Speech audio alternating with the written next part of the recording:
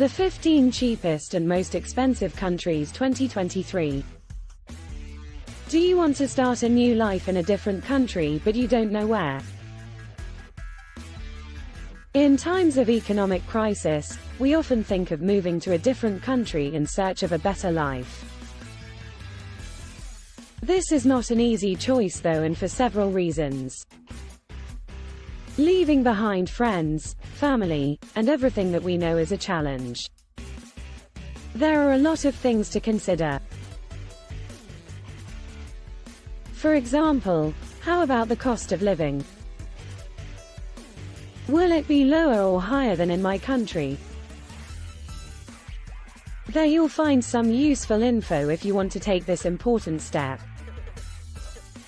Everyone has to decide according to their own circumstances, but if you want to have some more data that will allow you to understand which are the cheapest and most expensive countries to live in, then Numbeo is an excellent website.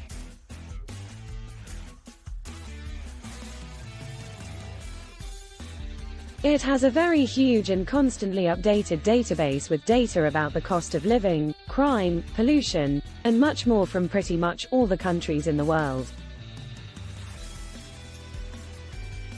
The ranking is calculated considering the average price for food, transport, restaurants, bills, rent, etc.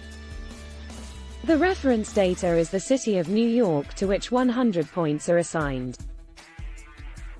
If a city or a country has, for example, a score of 90 points, it means that it's cheaper than New York. More than 100 points indicate cities or nations which are more expensive than New York. As these data are about countries and not cities, keep in mind that even if the average score of a nation is high, some cities in that country may not be that expensive. This ranking only gives a general idea of the cost of living though. Furthermore, the cost of living is only one of the factors to be taken into consideration before moving abroad. One thing that is very important to me is the level of pollution. Here is the ranking of the most polluted cities in the world, the climate during the year, the quality of the healthcare system, and the local purchasing power.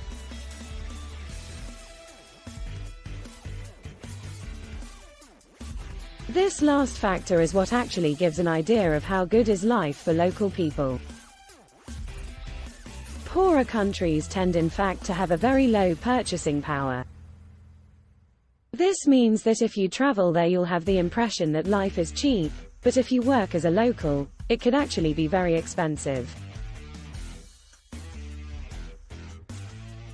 This obviously changes if you have special skills, but you get what I mean.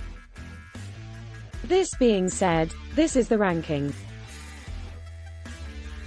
Below you can find an infographic I prepared to summarize the results. Here you can find the interactive page.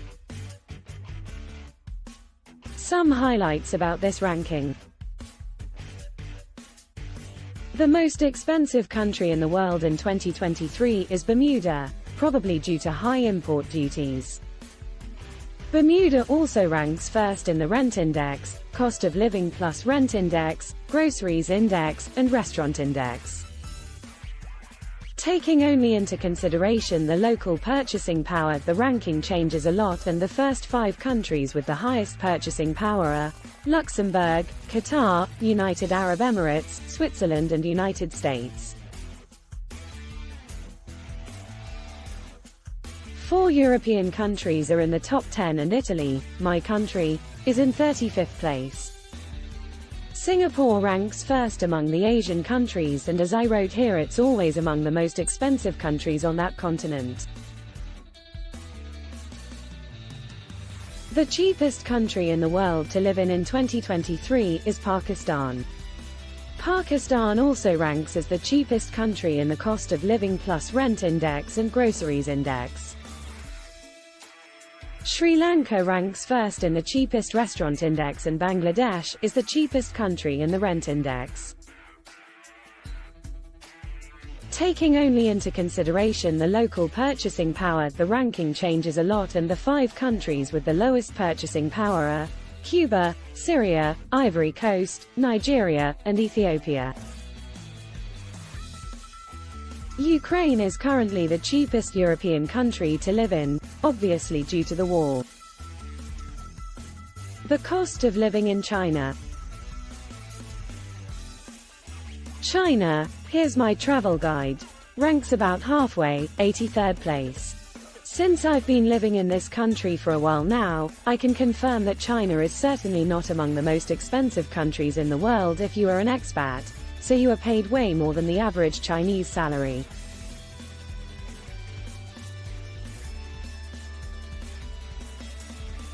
Considering only the local purchasing power, China has a similar cost of living as Italy. But if you consider individual cities like Beijing, Shanghai, or Shenzhen, the prices are really high. To give you an idea, rent in downtown Beijing, about 80 SQM, is around €2,000 per month, and usually, rents in China are paid 3 months at a time, in some cities 6 months at a time. If you move to a province like Guizhou, rents in its capital, Guiyang, are 5 times lower. So the difference between cities in China is much more pronounced than in other countries, although the gap is closing rapidly. In the next few years, China will certainly rise higher in the ranking of the most expensive countries to live in, but for the moment it is still a good place for the few expats left.